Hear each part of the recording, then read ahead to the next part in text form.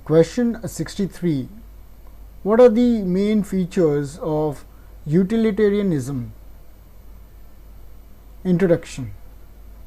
Utilitarianism is one of the most influential moral and political philosophies of the modern era. Originating in the 18th and 19th century England, it was developed primarily by Jeremy Bentham and later refined by John Stuart Mill. At its core, utilitarianism is a teleological, that is end-based ethical theory which holds that the rightness or wrongness of an action depends on its consequences, specifically on how much happiness or utility it produces. It is found on a simple yet powerful moral formula: the greatest happiness of the greatest number. This idea became not only a guide to personal ethics but also a philosophy of social reform, law, and governance, influencing democratic and welfare ideals across the world. Meaning and basic principle of utilitarianism. The term utility refers to usefulness or happiness. Hence, utilitarianism is the doctrine that actions are right if they promote the greatest happiness or pleasure for the greatest number of people, and wrong if they produce the opposite. In Bentham's words, nature has placed mankind under the governance of two sovereign masters, pain and pleasure. Therefore, moral conduct and political arrangements should aim to maximize pleasure and minimize pain. The principle of utility thus becomes the standard of morality, law, and public policy. Historical background and development. The roots of utilitarian thinking can be traced to British empirism, that is Locke and Hume, and hedonism, but it was Jeremy Bentham who first gave it a systematic form.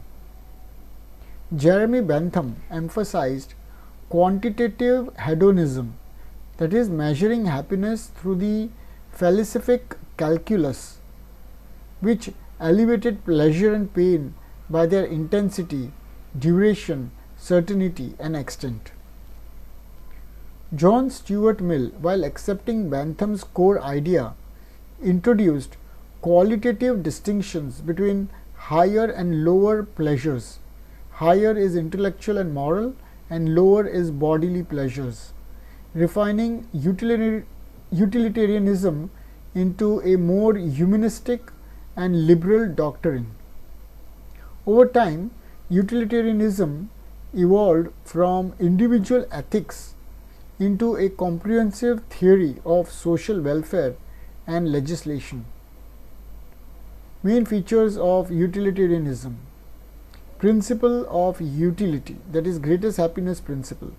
The central tenet of utilitarianism is the principle of utility, which holds that the best action or policy is the one that maximizes happiness, that is pleasure, and minimizes suffering, that is pain, for the greatest number of people. This principle serves as the ultimate criterion for morality, politics, and law.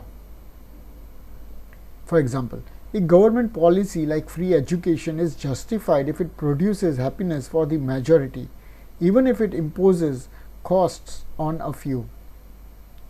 Second, consequentialism, morality of ends.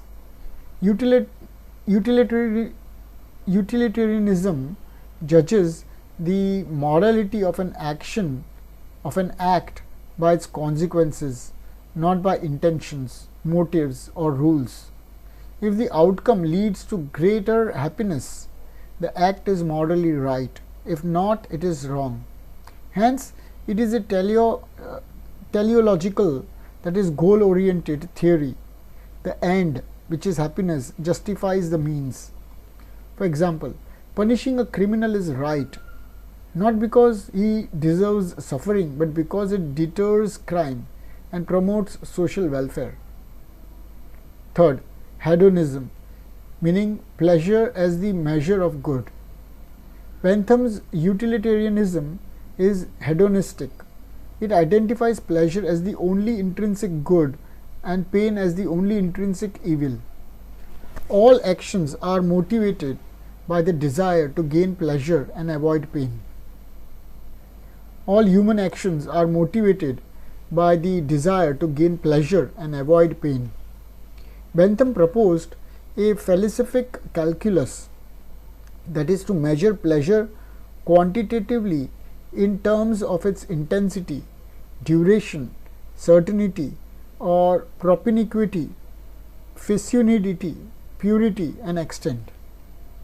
Example: the pleasure derived from reading or charity is evaluated by how much happiness it produces and how long it lasts. Fourth, quantitative versus qualitative pleasure. While Bentham emphasized the quantitative quantity of pleasure, John Stuart Mill introduced a qualitative distinction.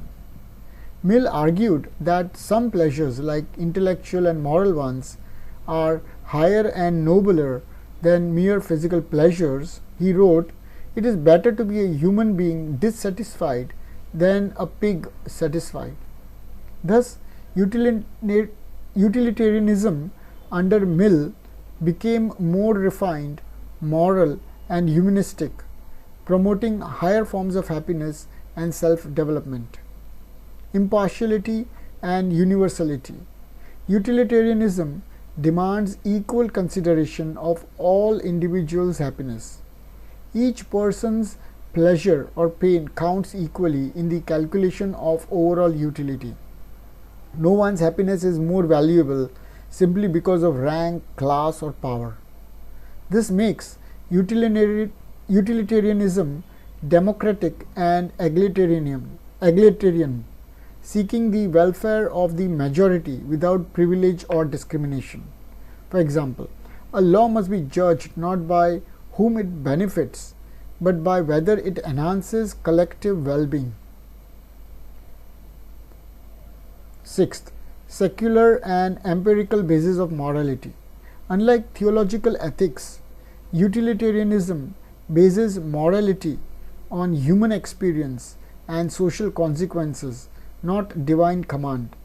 It seeks rational, observable and scientific methods to determine right and wrong by measuring outcomes in terms of happiness. This made utilitarianism the first modern rational system of ethics and legislation. Seventh, social and political application. Utilitarianism was not merely a moral philosophy, but also a political and legal doctrine.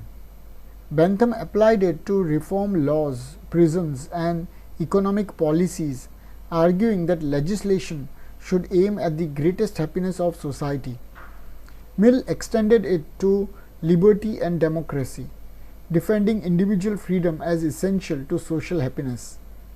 For example, freedom of speech is good not because it is sacred, but because it promotes knowledge, progress, and public welfare. Eighth, reformist and democratic spirit. Utilitarianism inspired social and political reforms in the 19th century Britain. Prison reform, education reform, women's rights, and democratic expansion. It provided a rational justification for democracy, arguing that political institutions must serve the greatest happiness of the governed. Thus, it became a moral foundation for modern welfare states.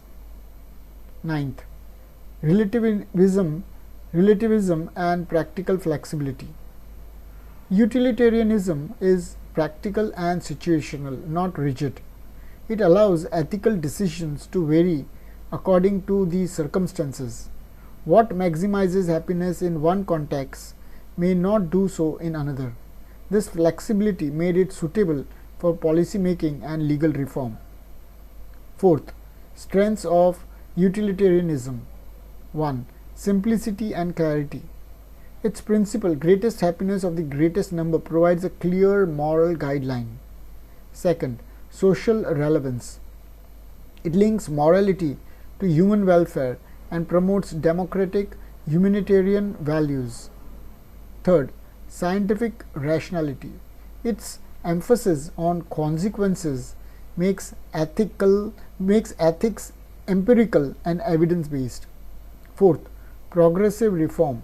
It encourages social and legal reforms aimed at reducing suffering and promoting welfare. Fifth, criticism of utilitarianism. 1. Quantification of happiness. Happiness cannot be measured objectively as Bentham proposed through his philosophic calculus. Second, neglect of justice and rights. An action may benefit the majority but harm minorities. Example, sacrificing one for many, violating moral rights. Third, short-term versus long-term consequences. It may justify harmful short-term actions if they produce immediate happiness.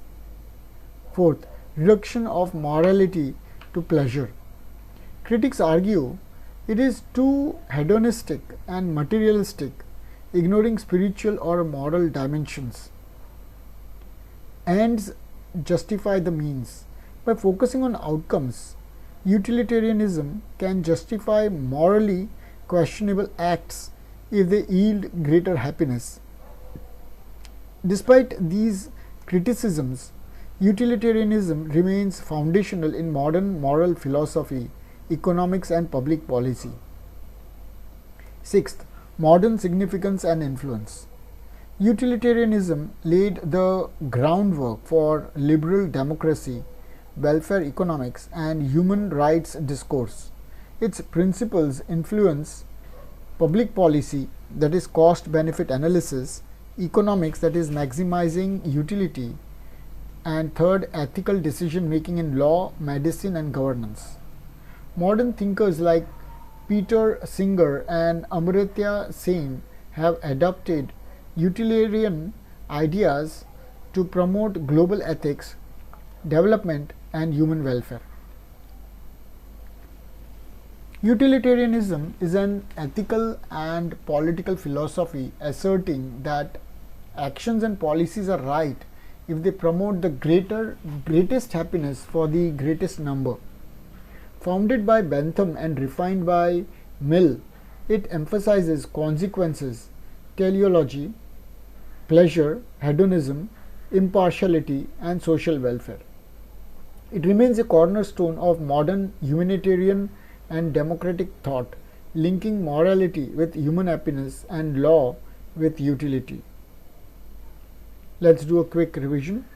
Meaning, morality based on usefulness or happiness. Founders, Jeremy Bentham and J.S. Mill. The central principle is greatest happiness of the greatest number. Nature, consequential, empirical, secular, democratic. Bentham explained it as quantitative pleasure. Mill defined it as qualitative pleasure. Application is in law, politics, social reform. Its strengths include rational, reformist and humanitarian. Its weaknesses are it ignores justice, rights and moral depth. Let's look at few question and answers. Who is the founder of utilitarianism? Jeremy Bentham. Second, what is the main principle of utilitarianism? Greatest happiness of the greatest number. Third, who refined Bentham's utilitarianism? John Stuart Mill. Fourth, what is the basis of moral judgment in utilitarianism? Consequences of actions. Fifth, what is Bentham's method for measuring pleasure called? It's called philosophic calculus. Sixth, what type of pleasure did Mill emphasize? He emphasized qualitative, that is higher pleasure. Seventh, what kind of theory is utilitarianism? Teleological or consequentialist? Eighth, what does it identify as the highest good? pleasure or happiness. Ninth, what is a key criticism of utilitarianism? That is, it may sacrifice minority rights for majority happiness. 10th, what is its political implication? Basis of democracy and welfare legislation. Utilitarianism represents a turning point in moral and political philosophy, replacing divine command and tradition with rational concern for human happiness. It teaches that morality must serve life, law must serve welfare, and politics must serve people. As Bentham envisioned, the business of government is to promote the happiness of society. And as Mill refined it, true happiness lies not only in pleasure but in the moral and intellectual elevation of humankind. Thank you for listening.